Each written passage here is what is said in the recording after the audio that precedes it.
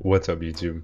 Today we're going to be looking at the Great League Remix once again, but today we're going to be looking at SKELEDIRGE. Now, there is another Fire and Ghost Pokemon, Marowak, that has a little bit higher rank than SKELEDIRGE, but I think SKELEDIRGE has something unique, and that unique coverage really makes this Pokemon shine, and that is Disarming Voice. It is a Fairy-type coverage move, and there's a lot of things weak to Fairy in this meta, and a lot of people don't expect it because they expect you to be on either Torch Song or Blast Burn, Shadow Ball, any combination of those three, but never the Disarming Voice for some reason. So I thought it had a lot of good surprise there. It also covers Pangoro's weaknesses very well. Pangoro is weak to fighting, it's weak to Fairy. SKELEDIRGE resists both of those. Grumpig as your safe swap, Psychic, it'll deal with your fighters as well. It has neutral play into the Fairies. So without further ado, let's hop into some battles.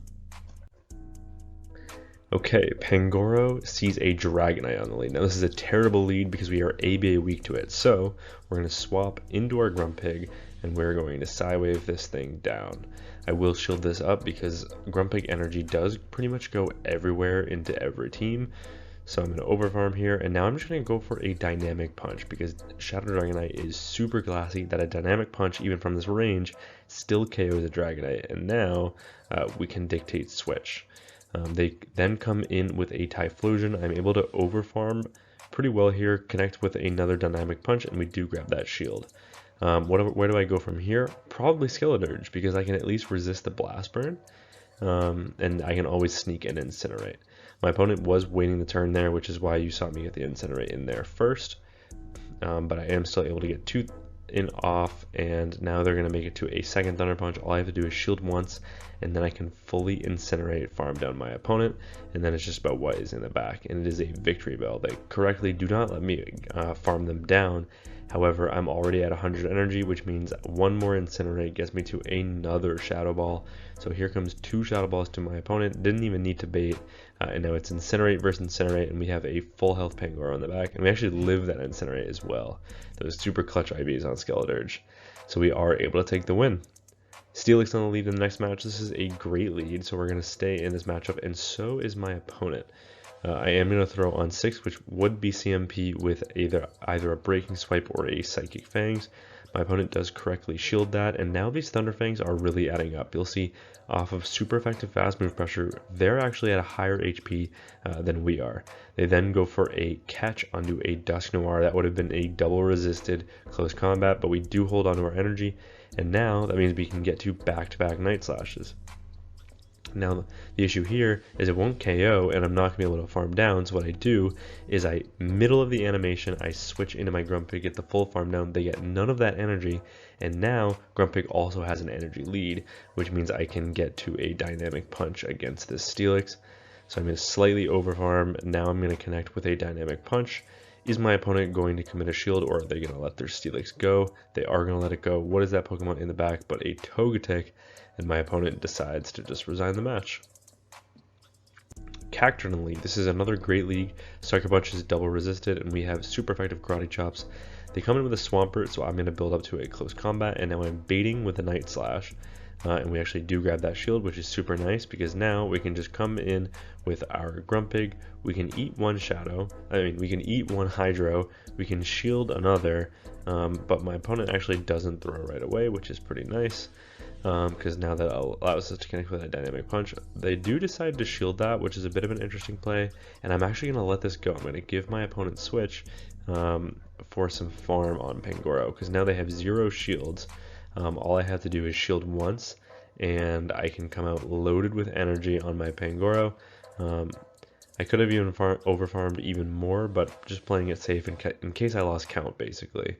And we do connect with a Night Slash, and there's the boost. So even though my opponent has alignment, I now have a boosted Pangoro, and they have no shields remaining. However, Toxapex is so bulky, which is another core breaker for this team, kind of. Poison Jabs are resisted on SKELEDIRGE, but it's still not a great matchup. And at this point, I am going to shield. I want to get off this last Night Slash, and my opponent does pretty much farm me all the way down. I can get to the Night Slash, That is enough to KO, and now it's SKELEDIRGE versus Cactturn. Can we get the farm down before they get to a move? And the answer is yes. So my opponent just goes down from 3 incinerates, and we're able to take that win. Okay, great lead. We've got a Furret on the lead, and they switch into a Marowak. So what I'm going to do is I'm going to stay in this matchup because I do not have a good answer to a Marowak up energy. And obviously a Marowak up energy is not great here. But I do land that Night Slash. So now I've put them in Sidewave farm down range. I am going to correctly shield up a Shadow Bone. Now that means I can get the full farm down. This should be only enough for a Bone Club. And Bone Club we can take very comfortably. Now we get the full Sidewave farm down. What do they want to come in with? Is it that Furret? If they do want to come in with the Furret, they're going to have to eat a super effective Dynamic Punch, but no, they come in with a Corviknight instead, which is okay because Dynamic Punch and Shadow Ball are both neutral. Dynamic Punch just the better damage per energy move, which is why I'm going for it in this situation. And I do finally connect with that. And at this point, I'm just going to stay in and force them to throw because I have the alignment I want. I can align the SKELEDIRGE onto this Corviknight and my Pangoro onto their Furret. And SKELEDIRGE is a huge core breaker for my opponent because all charge moves from the Furret are resisted. So my opponent just resigns the match. Primeape on the lead. Okay, bad lead. So we're going to instantly get out into our Grumpig, and my opponent responds super quickly with the Dusknoir. I do make it to a Shadow Ball, but I'm baiting with a double resisted Dynamic Punch. This is risky, but we do grab a shield from my opponent. But now they're at back-to-back Shadow Punches, so there's not much I can do about this. I kind of just have to let this go. This will force them to go for another Astonish in order to get to a Dynamic Punch, but this is enough for a Dynamic Punch, so I will respect it. And they do full send it, which is super nice. That also allows me to overfarm slightly here, making it to the Night Slash. So we can either grab another shield or take out the Dusknoir. In comes the SKELEDIRGE, and it's a Guzzlord in the back. Now normally Guzzlord would wall the moveset of Torch Song and Shadow Balls. Does my opponent expect a double super effective Disarming Voice? They don't, and that KOs the Guzzlord. And now look at this, SKELEDIRGE has some nice bulk. So it lives a super effective Rage Fist. My opponent has no ability to farm down. All I have to do is click the move, and I've won this game because Disarming Voice does grab that final shield. And even if they're able to get a full farm down here, it's not going to matter. They had to commit to it because they needed back-to-back moves from my Pangoro, and they just weren't quite able to get there. So my opponent will go down, and that is me claiming a 5-0 set and my Morpeko and moving on to the next match. Okay, Pangoro into SKELEDIRGE. So my opponent also discovering the SKELEDIRGE attack. They come in with a Pidgeot, which is not great for us because we do not have a good response here. And I accidentally play to a CMP tie that I do not win. So they will actually connect with a Feather Dance, which means this Dynamic Punch will do virtually no damage to the Pidgeot, which is super unfortunate because now they're not quite into Dynamic Punch range, but they actually might be after these Psywaves. So we're going to go for this Dynamic Punch. Fortunately, we do outpace, but my opponent, their Gusts are doing so much damage that they might be able to get a full farm down. So what I'm going to do is I'm going to let this go. They are an Air Cutter, and they get the attack boost, which is unfortunate. They do throw one and the charge move, which is great fast move timing for my opponent, but I am able to get a nice Incinerate farm down, and now I come out loaded with energy. So now I'm going to full send the Shadow Ball, no baits here.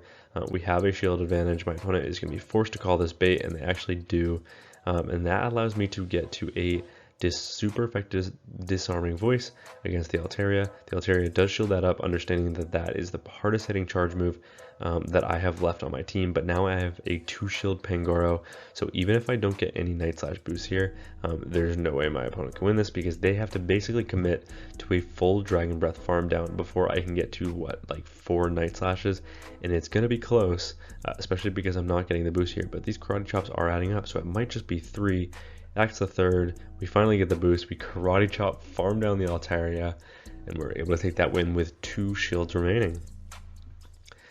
Pangoro on the lead into a Diggersby. That's a fantastic lead. They switch into a Tropius of all things, and they are met with a SKELEDIRGE. Now, SKELEDIRGE not running Torch Song in this matchup is a little bit worse. However, there's not really too much my opponent can do.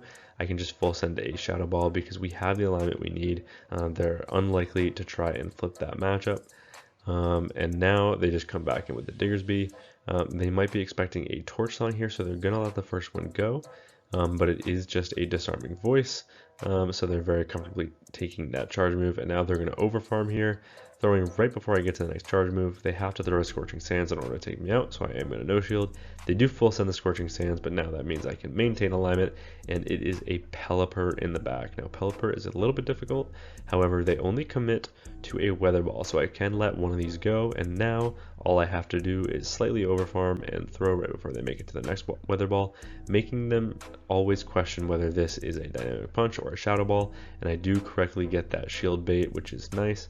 They do overfarm here, so I will shield this, and I'm just going to go for basically Dynamic Punches straight here, because at this point they're in range for another Dynamic Punch, and even if this doesn't quite KO, I'd be able to Karate Chop farm down, but I think it would from that range. And they actually overfarm a little bit too much, maybe lost track of my energy, allowing me to get to a third Dynamic Punch that KOs, and now all I have to do is bring in my Pangoro, and my opponent just resigns the match. Okay, Pangoro into Roserade, really tough lead, so we're going to instantly get out into our safe swap of the Grumpig, and they are going to farm up here. They only farmed up 6 Poison Stings, I believe, so this cannot be a Leaf Storm, so I will let this go. It is just the Weather Ball. That still hurts because Pangoro is glass. Because Roserade is glassy, so it hits like a truck. They do outpace, and then they make it to another Weather Ball, and then they come in with a Hack-Mo-O of all things. But now we can connect with a Dynamic Punch, and here comes a second Dynamic Punch already. So if my opponent wants to maintain switch, they're going to have to commit a shield in this matchup, and they do. They are taking super effective Psy Waves, and they actually allows us, because they don't throw, to get to another Dynamic Punch. Grumpig putting in so much work in these matchups. And now we have switch advantage, which is huge because we actually wall everything on Roserade. We actually get a full Incinerate farm down, and my opponent has had enough, so they just resign the match. Primeape, another terrible lead. We know how we play this one out. We're going to come in with Grumpig. This one stays in to chip with a Rage Fist, which is okay. We can comfortably take one Rage Fist. Now it's about what they get into, and they get into a Claydol, and unfortunately, they are going to be able to get a full farm down even if they let this Shadow Ball go. They do actually shield that up. Can I still get to another Shadow Ball? And the answer is yes. So now we're going to be able to actually connect with a super effective Shadow Ball and grab a shield from my opponent, which is really nice. We know our Pangoro already doesn't really have play in this matchup. So what we're going to do is we're going to come in with Pangoro. We're going to get our fast move denied. And then we're basically going to sacrifice it. And they do correctly go for the Ice Beam instead of a Rock Tomb, which is the right play because Rock Tomb is resisted on the fighting typing of Pangoro. But now we're connecting with a Night Slash. We get the knockout, and they have a Sand Slash in the back, so my opponent is absolutely core broken by the SKELEDIRGE.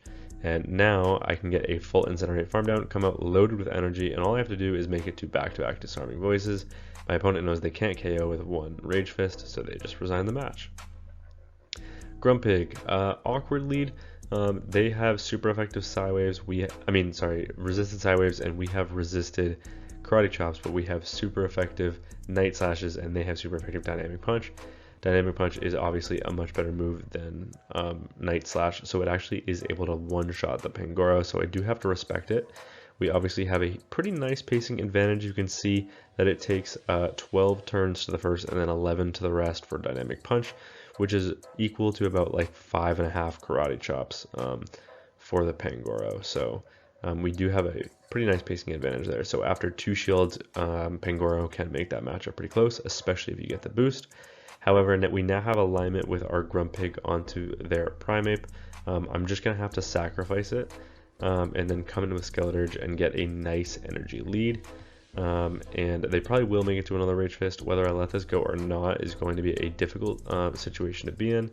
But they are going to actually bank that energy instead and then come in with a Greninja. We do have super effective coverage for this. My opponent might not expect it, and they don't, so they let that go. And now all we have to do is get a Karate Chop farm down on the Primeape before they can make it back-to-back moves, and we're able to take that game.